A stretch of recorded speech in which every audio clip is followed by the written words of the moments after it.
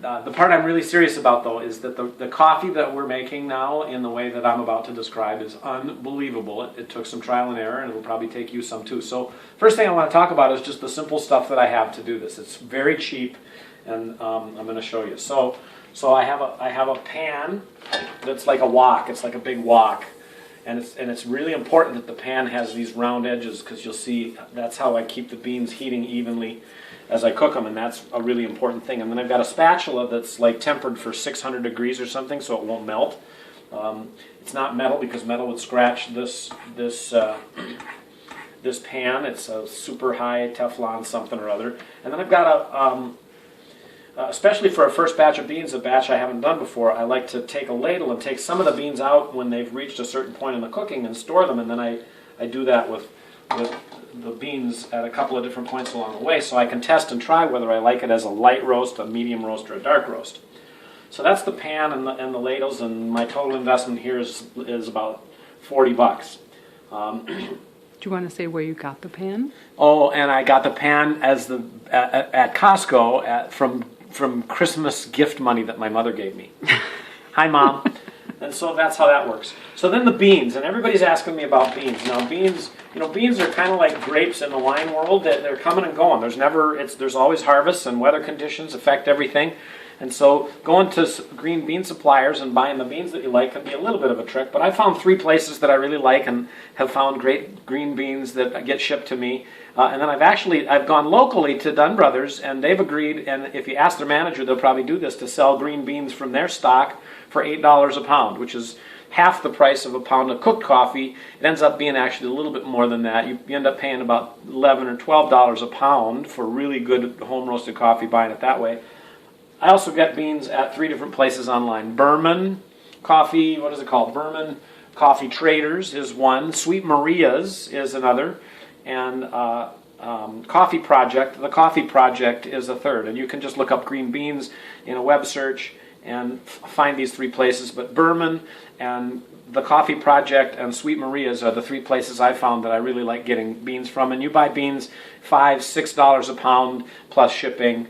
And every once in a while they'll throw in a little bonus or something too. So the beans, and then you just read the descriptions and pick beans that seem to suit you. So this set of beans is Ethiopian Yirgacheffe, which happens to be one of my favorite varieties of beans. It comes from a special area in Yirgacheffe called Koke or something in the co-op where they want. Then I use a hot mitt, and the hot mitt is to just, there's a hot flame coming out from under that pan, and I'm going to be stirring those beans constantly, so just keeps my hand cool. And then these are cooling colanders, so when the beans are done after about 10 or 12 or 15 minutes of cooking, I dump the beans into here, and then it's important that you get them cooling fast because they keep cooking after you take them out of the pan. So we're going to get started, and here's how I do it. And then we'll start for a bit, and I'll get cooking, and then we'll pick it up again through the cooking process. But this is a pan that's big enough to coat the bottom of the pan with about 1 cup of beans. 1 cup of beans is about a half a pound of green beans. It'll yield about a little more than a third of a pound, right around a third of a pound of cooked coffee. So if you do this 3 times, you'll have a pound of coffee. Okay, so the pan is not turned on yet, and before I turn it on, I'm going to say a couple of things that are important about the process. So here's how I learned in the first place, and there's lots of science that I don't understand that goes along with all this, but the science basically is the way that I cook the beans. It capitalizes on science I don't even know about because of 2 things. One is that I learned sort of the important temperature to cook beans at, to get them to crack, almost like a popcorn kernel. These are going to crack after they've cooked for a while.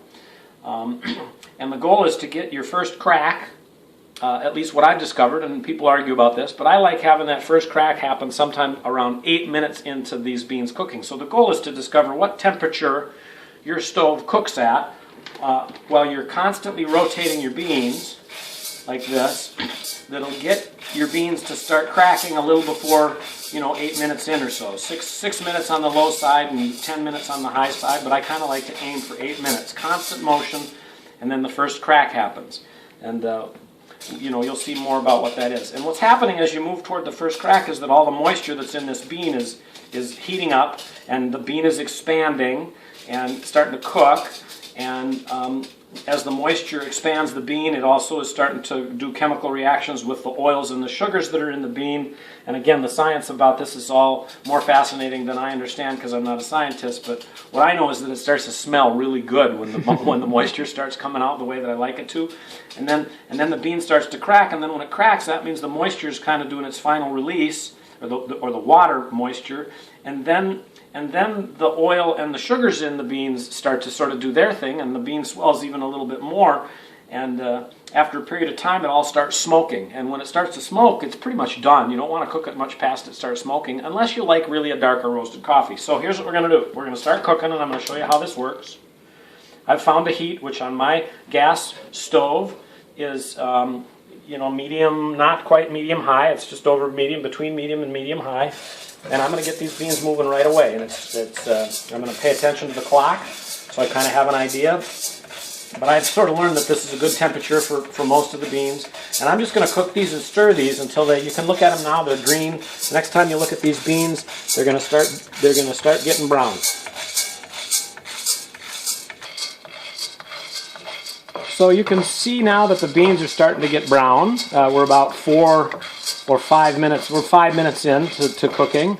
As the beans are getting brown, they're also starting to swell up a little bit. And as they swell up, there's actually a little coating on the outside of the bean, the chaff that's on the bean. If this was decaf beans, that chaff would already have been washed away in the decaffeination process. But these are not decaf beans. These are straight coffee beans, and they're starting to get brown. And my goal is to just keep these things moving as fast as I can, and get that cook as even as I can. There's some beans that are big, some beans that are small, so can't control it perfectly. But I'm just going to keep doing this, and then we'll cut it here for a minute, and then come back when it starts to crack.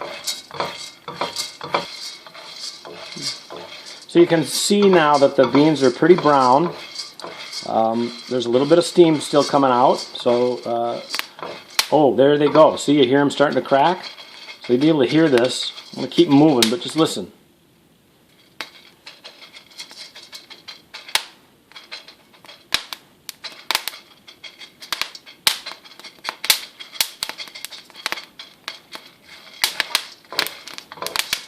So that's the first crack. The first crack of a bean, once a bean is cracked the first time, it's done. It's suitable for the grinder. I made the mistake early on of roasting some beans kind of toward a light roast, and I roasted them real light, but they hadn't all cracked, and when I put them in the grinder literally kind of clogged up with the beans that hadn't swollen and fully cracked yet because of how dense they still were. So I got to cook this whole batch now, really until I feel like it's pretty much through the first crack. In order for the batch to be done, and that'll be a fairly light roast with a few of the beans that have been on the bottom of the pan more, getting a little bit darker. So I'm just going to keep them moving. Now some of them are starting, and you might be able to see this. Some of them are starting to smoke, and smoke means that the oils and the sugars are starting to cook, and the beans that are doing that are cooked pretty close to as far as I like them, but most of the beans aren't cooked that much yet. That's why it's so important to try to keep as even of a cook as I can. By the way, I had a first crack at about 9 minutes in on this batch. We're a little over 10 minutes in now, and I'm gonna keep doing this now till that first crack has subsided, and then the second crack will start. And the second crack, it's a little hard to figure out which is which, but the first crack is louder and sounds, some people say it's more like a breaking pencil, and the second crack is more like kind of a loud Rice Krispie pop when you put Rice Krispies in milk. But you can clearly hear that there's still a lot of first cracking going on, and I'm not hearing any second cracks just yet. But the second crack is what happens when a lot of the oils and the sugars, I'm told, are starting to cook beyond cooked, and the bean is starting to expand even more and get bigger and lighter, or less dense, I guess. And if you cook it too much past that, if you cook the sugar and the oils out, you'll have a dark roast, and the darker you get, the less of the real flavor of the bean you get, and the more you just kind of get that burnt French roast flavor. You can also see the chaff in the pan. So I got a combination going right now of first and second cracks. I don't know if you can hear that.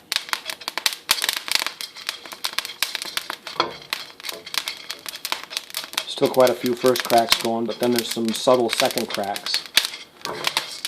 I like to keep the beans moving. Now there's a lot of smoke. I'm going to turn on the fan and it'll get a little harder to hear what's going on. But when it starts to smoke that much, I'm getting close to finished with the batch. And you can see there's still some beans in here that are real light, that for whatever reason don't make it much to the bottom of the pan. I'm going to pull those out of here once this batch is finished. I'm just going to look for the 5 or 10 or 12 beans that are not fully cooked yet, because those will tend to make the coffee taste more bitter than I like it. Generally speaking, the lighter the roast, the more acidic and fruity, almost more like acidic tea the coffee will be, and the darker you get, kind of the more creamy and chocolatey it gets. So now all I have going is the second cracks are starting to go. Well, there was one first crack yet, but these are all second cracks now. Listen. Hear how different that crack is than the first one, a lot gentler. So we're about ready to pull these out. When I pull them out, I'm going to put them into the colander. I didn't mention that on this batch, I didn't pull any when they were light because I've done that and decided I don't like them light. So I know how I like this kind of bean, which is right in this medium range, and you can see it smoking. I'm going to bring it outside. The next part is actually really important, because you got to get these beans, they're cooked the way I want them, but if I just leave them right now, they'll keep cooking. So I'm going to go cool them.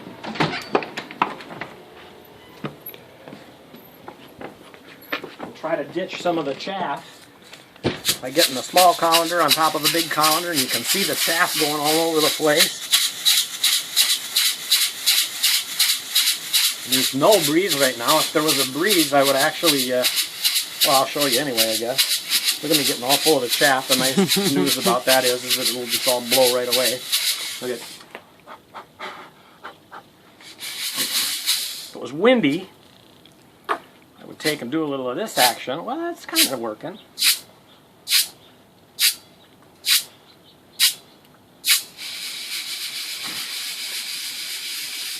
So I'm just going to do this until the beans are cool, until the chaff is gone. It'll just take a couple of minutes. And then we'll talk a little bit about what's next.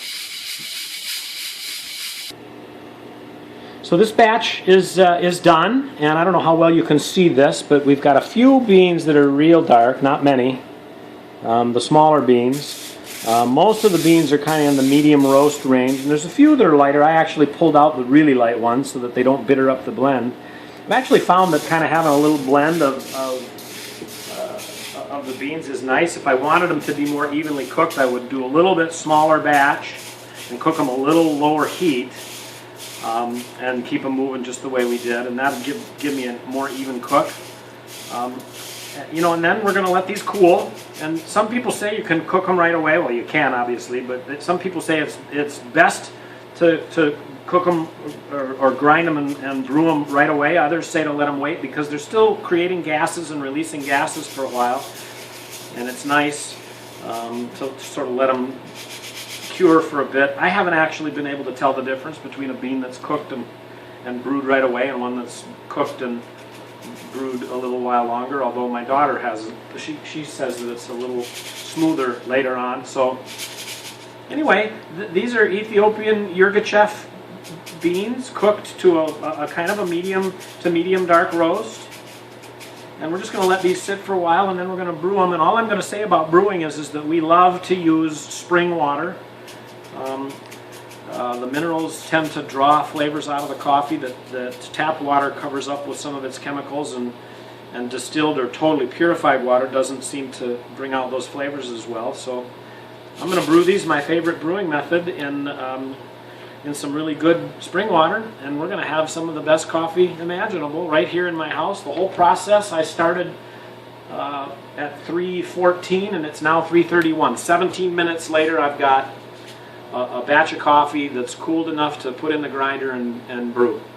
And I got 1/3 of a pound, which is enough for 10 nice cups of coffee, maybe a little bit more, maybe a little bit less, depending on how strong you like your coffee. So I'm going to post this on YouTube and Facebook, and people can ask questions or do whatever. But I hope that lots of you do this because it's really, really, really great.